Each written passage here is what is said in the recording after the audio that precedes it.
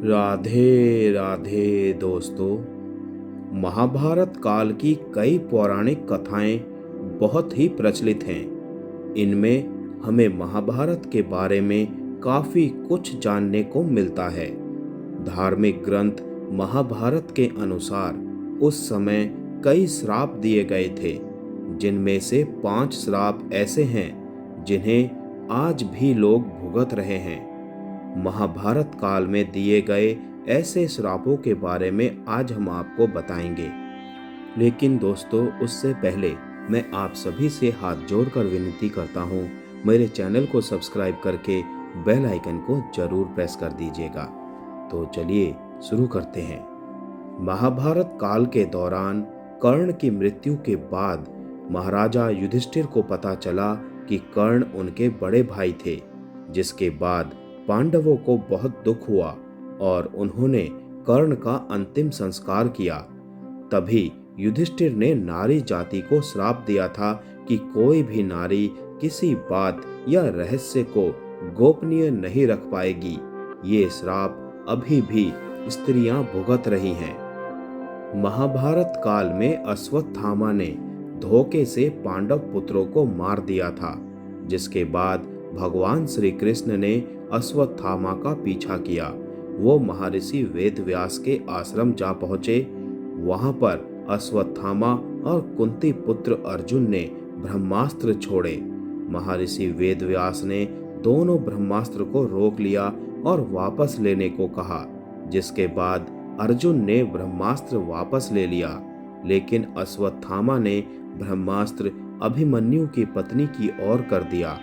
तभी श्री कृष्ण ने अश्वत्थामा को 3000 साल तक वनों में भटकने का श्राप दिया था।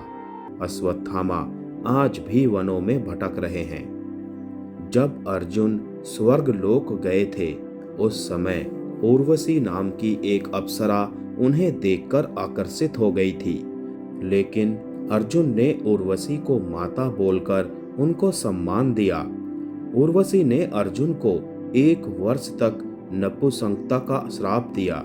यह श्राप उनके वनवास के दौरान वरदान साबित हुआ था। अज्ञातवास में वो नपुंसकता के कारण वो नर्तकी बनकर कौरवों की नजर से बचे रहे। अभिमन्यु के बेटे परीक्षित वन में शिकार के लिए गए थे। तभी उन्हें समिक ऋषि दिखाई दिए। उन्होंने ऋषि को आवाज दी, लेकिन वो मौन में होने के कारण नहीं बोले। इसके बाद परीक्षित ने ऋषि पर गुस्से में मरा हुआ सांप फेंक दिया। ऋषि के पुत्र श्रृंगी ऋषि ने परीक्षित को श्राप दिया कि 7 दिनों के अंदर उसकी मृत्यु सांप के काटने से होगी। राजा परीक्षित की मृत्यु के बाद ही कलयुग की शुरुआत हो गई।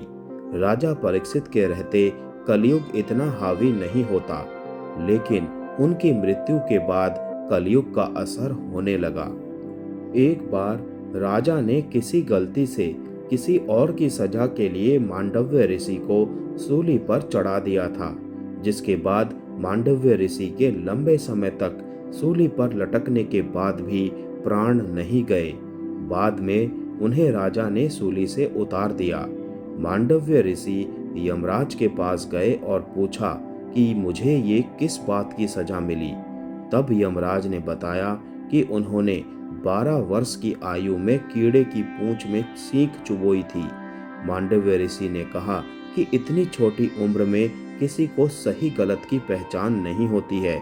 ऐसे में उन्होंने यमराज को शूद्र योनि में दासी के पुत्र में जन्म लेने का श्राप दिया था। तब यमराज ने विदुर के रूप में जन्म लिया था। जय श्री कृष्ण।